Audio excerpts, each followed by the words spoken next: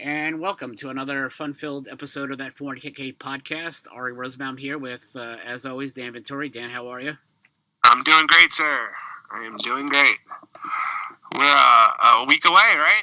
Well, by the time the people hear this podcast, Denver will be in the books. So, we really can't talk about, go up to the website and sign up for it because by the time they sign up for it, it's already happening. Fair enough. Looking forward to it. How was your week? Fine. Went to Pittsburgh for like a day or so to run some events with Lincoln Financial. So I went to PNC Bank, which was great. Had a couple presentations, including one at this Top Golf in Pittsburgh, which is like a really nice golf range. Kind of like a Dave and Buster's for golf ranges. They have half decent food, beer, this and that, and of course I had to leave early to catch my flight back, which of course was delayed. But couldn't partake in the golf. But it was a really fun event, and always happy to help my friends out at Lincoln. Cassandra Churchill is always a big help. She was a big help with the conferences in the beginning, and we had a lot of fun. So. And she got good tickets for the Pirates, so it was fun, and we talked that we'll probably, with God willing, we'll be at that 401k conference sometime maybe next year in Pittsburgh. And I'm thinking probably more Heinz Field than PNC Park because I think it's more of a Steelers town than a Pirates town. Yeah, did the Pirates win? Game you saw? They lost to the Braves. They got crushed. They were winning and they just blew it at the end. We left like the eighth inning. They were like, I think they lost like 12-5 or something. I don't even know it.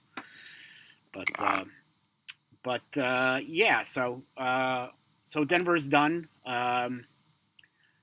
Next will be Cleveland, September 20th. Going to be a lot of fun. Game that night against the Phillies. Then we got the event in October at Foxborough, Gillette Stadium. MetLife will probably announce in the next couple weeks once we finally book that for November, and then December, AT&T Stadium, Arlington, Texas, and of course that 401k National Conference in Disney World next March 2020. Please sign up. Go to that 401ksite.com. We have a limited amount of rooms, and it's going to be a fun-filled couple of days out there in Disney World. So anyway, today's topic is a variation of the presentation that I have done in Pittsburgh and I've done for Lincoln Financial in Boston as well. And it's talking really about the 2019, developments in the retirement plan business and how that really could affect you as a plan provider. And number one, when it comes to the 2019, probably first things first, probably the newest stuff first, is the fiduciary rule. The SEC has a proposal out on their new fiduciary rule, and Department of Labor says that they're going to develop one in December. It'll be their third time at bat in trying to change the fiduciary rules governing retirement plans that have been in place since ERISA was first developed and first passed in 1974. Obviously, a lot of things have changed in the retirement plan business since 74.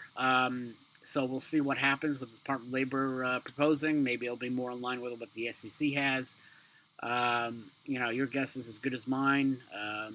They do come out with a new rule. Expect ERISA attorneys making some more money and helping these brokerage firms develop some sort of approach again. So, no matter what the lawyers make out, that was always the joke in law school when I had a bankruptcy professor who says, you know why they change the bankruptcy rules every couple of years? Keep the bankruptcy attorneys in business.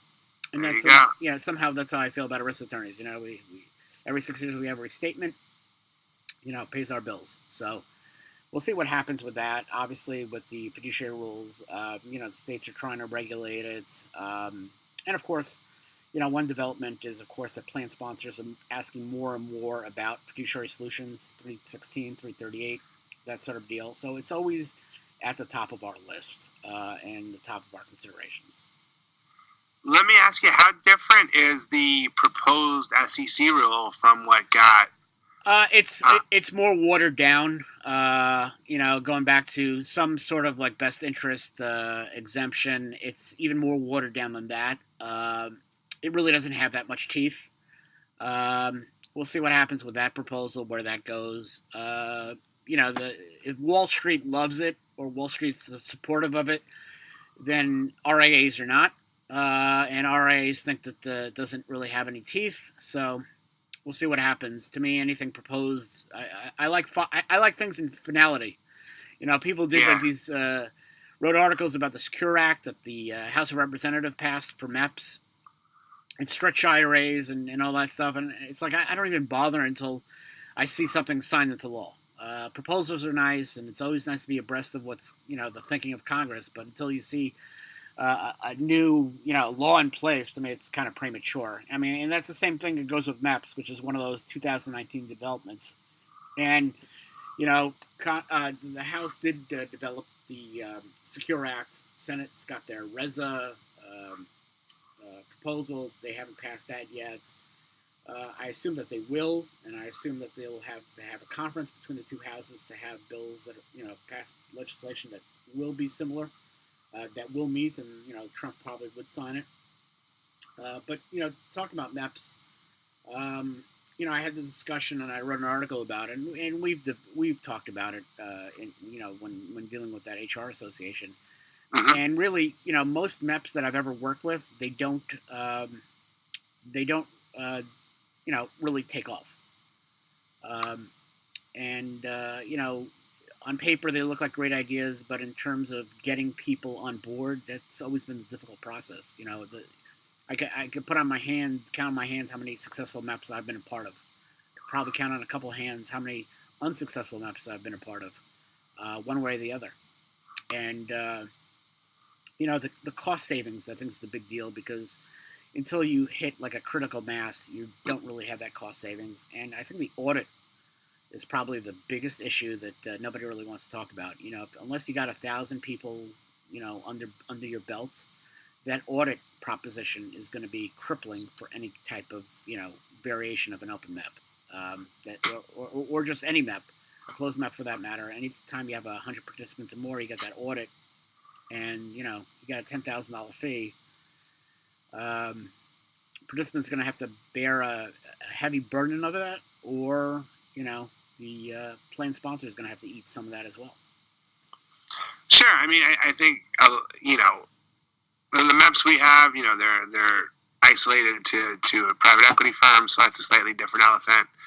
I think MEPs have had some success in the PEO world, but to your point, the crucial element is if you're going down that road, you have to get yourself over at least that 100 participant mark. Otherwise, it's probably not going to really take flight. Right. I mean, and again, we all have great ideas on paper, and then we develop them, and it turns out that they fail. A lot of things that are can't miss, you think they're can't miss, and it's really hard to bring adopting employers in. With the successful MEPs that I've had, it's take upwards of 3 to 5 years to really get off the ground and reach a level of critical mass that the audit doesn't become a problem anymore. I have one client in particular, employer organization, very successful, long time. They developed the MEP. I think we're in year 4 maybe, and they're still subsidizing the cost of the audit. So it's a slow process, and you don't want to hit a participant for $100 for an audit. It's not. The idea is you have cost savings. And if you're, making a MEP full of these small employers and you have this audit charge, it really becomes a problem in terms of the costs. And as a plan sponsor doesn't want to eat that audit fee. So it's a slow process, and unless you could get avenues to facilitate the sales, it's going to be an uphill struggle.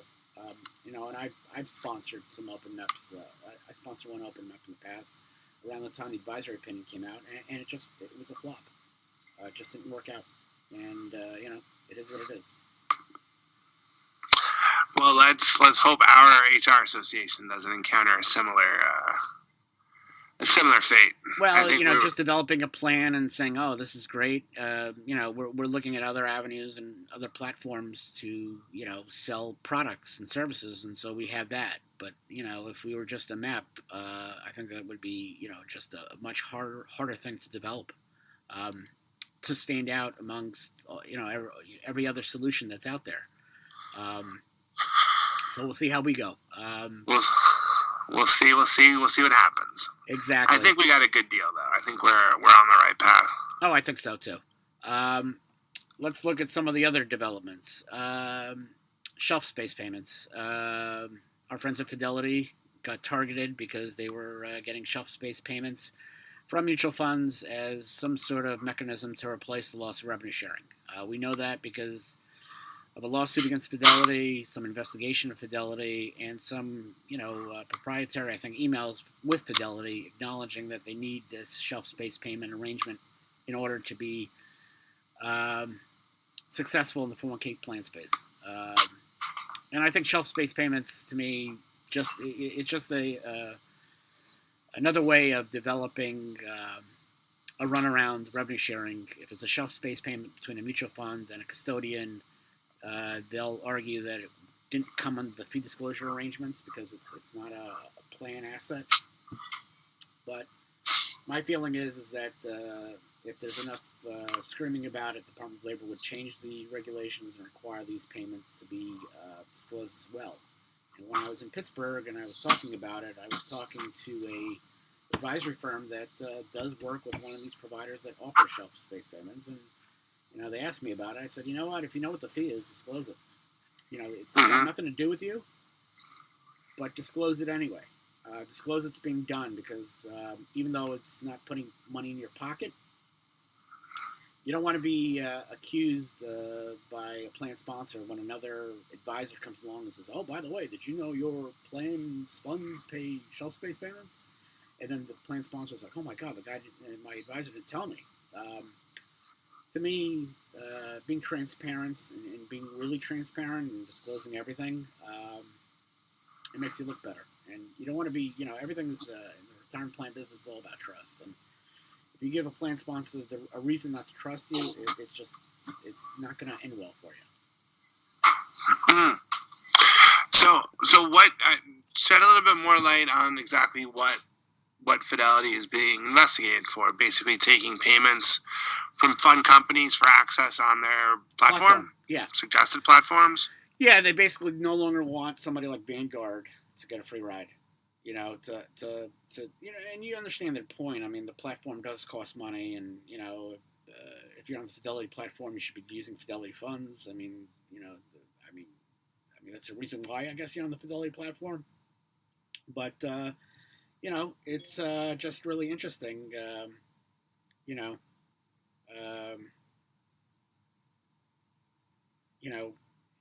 It's just really a interesting development, and I think advisors are best to be transparent about it. And again, I just think that these shelf space payments are not going to last.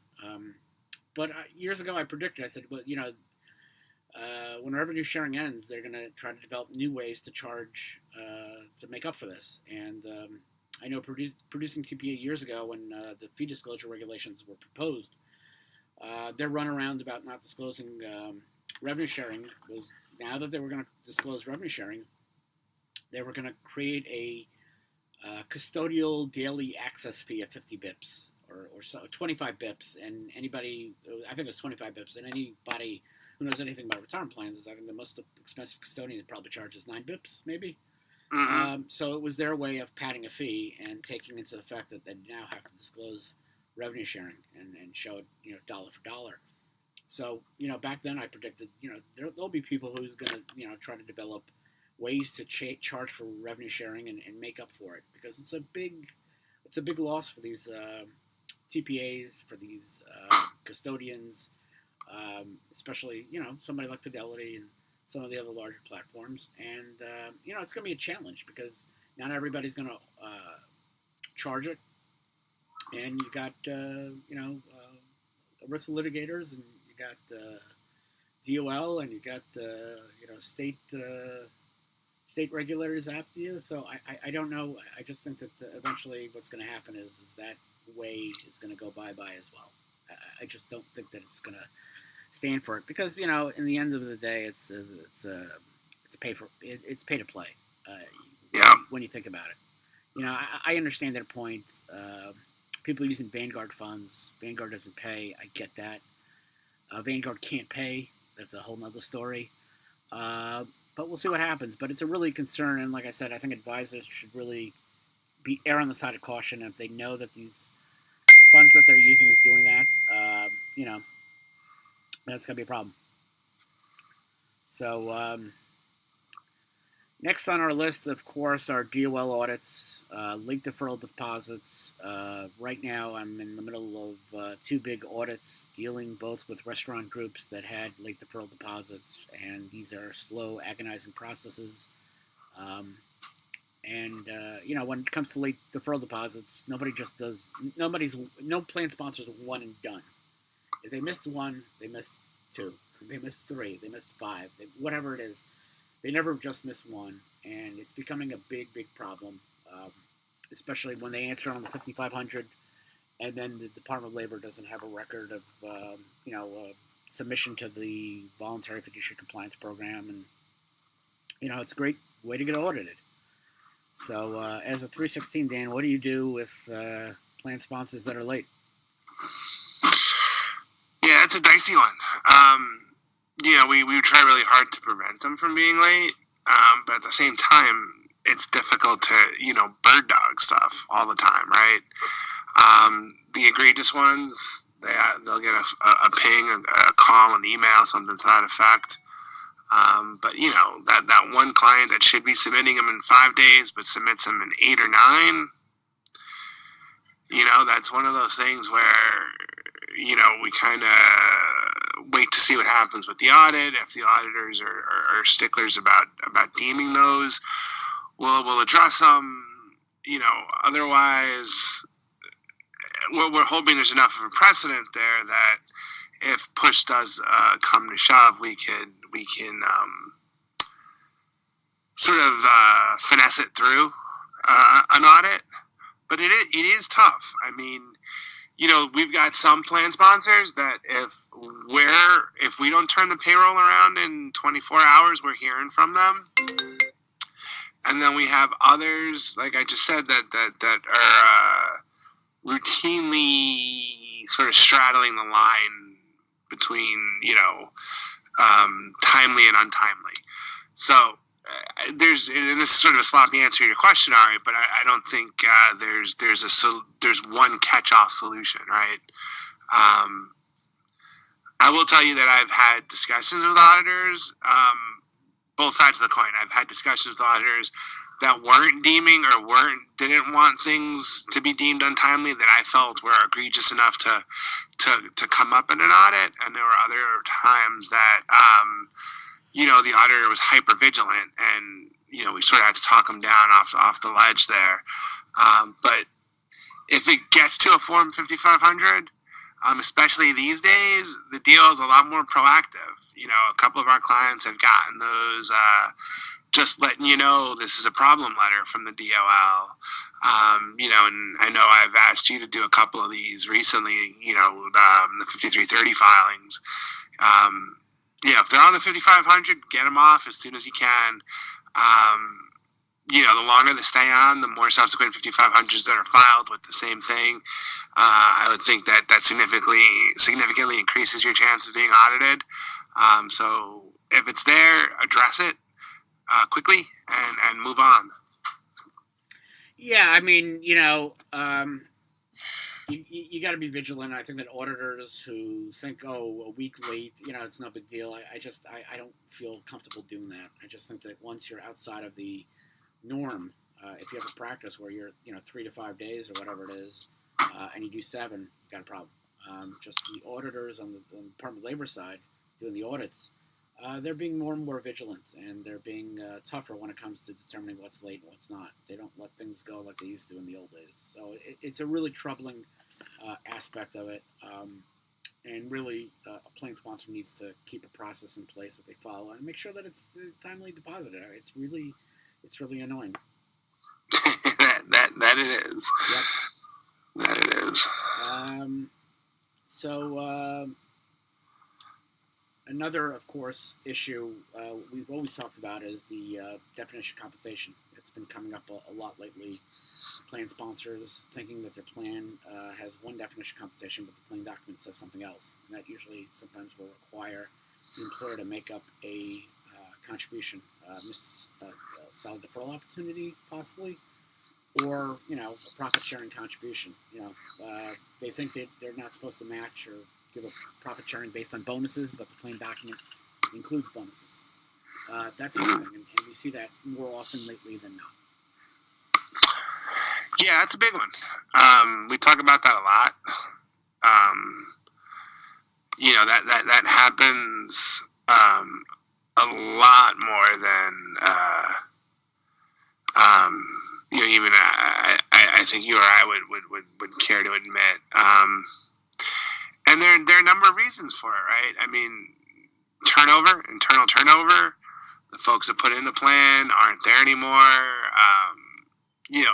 Generally change. Any kind of change is potential for an issue. Right. I mean, it's just another, anything outside of the norm when it comes to retirement plans. Kind of, occasionally you're kind of asking for it to get screwed up. So if you have a definition of compensation that, is kind of outside the box, excluding bonuses is outside the box. Excluding car allowances, that sort of thing, it's problematic because, most a lot of TPAs, they only develop what's, inside the box.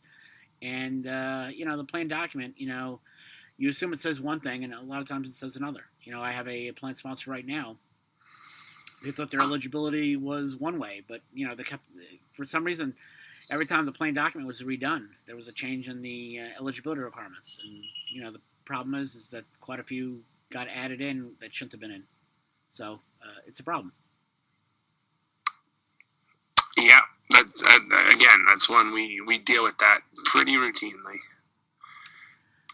Yeah, I mean, it's, frequently happening, more lately than usual.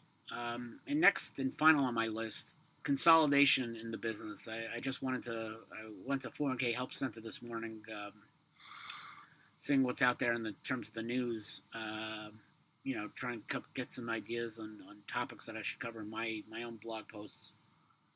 And a certain friendly TPA of ours, big national TPA, just bought another 2 TPAs this week. Really?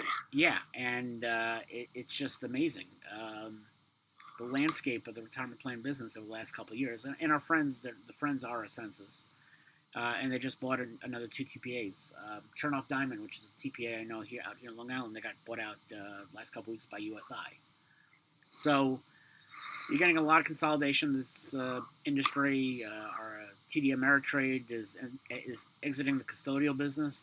I think they sold their custodial business to Broadridge, Matrix, whatever, and as more and more players exit the industry, the question is what happens to the lack of competition? Does that increase pricing or does it decrease pricing? But most importantly, let's look at the human resources aspect of it. That means less jobs for people in this industry. Consolidation does equal less jobs in this industry. We see that with Oppenheimer being bought out by Invesco. Quite a few people that we know, well, I don't know people from Oppenheimer that will let go. My friends at Oppenheimer are sticking around.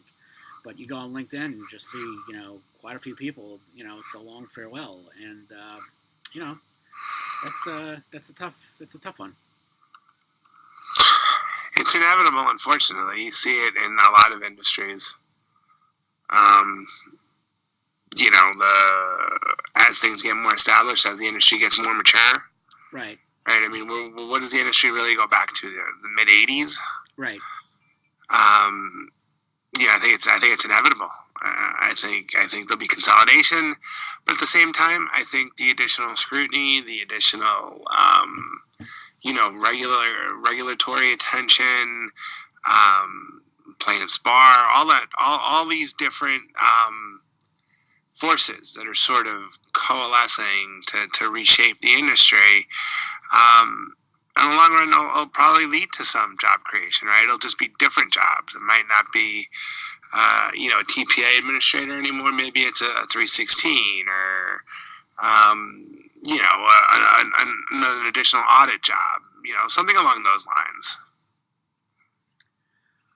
We'll hope, but it's troubling to see so many, like Long Island was a bastion of a lot of TPAs, and they're just consolidating, and I think there's less opportunity for people to be in this industry.